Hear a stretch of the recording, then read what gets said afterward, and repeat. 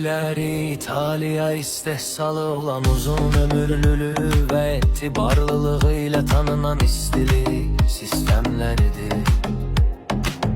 Onlar hem evlerde hem de komersiya obyektlerinde istifade için geniş çeşitte mühtelif güç varyantlarında teklif olunur.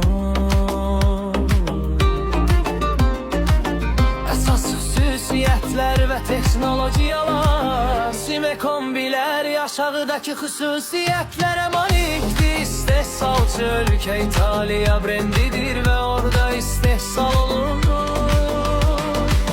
Material keyfiyyəti bu kombilər möhkəm materiallardan, xüsusən də uzun ömürlü istifadə üçün misisli dəyişdiricilərdən hazırlanır.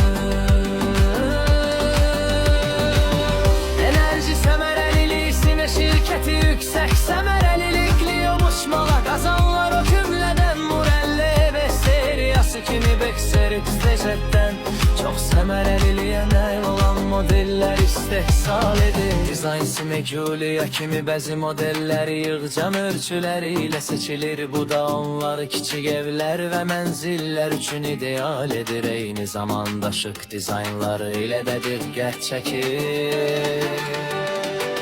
Nəzarət, onlar istifadəçi asan idarə etmə təklif edən rəqəmsal displeylər və müasir idarə etmə sistemləri ilə təchiz olunur.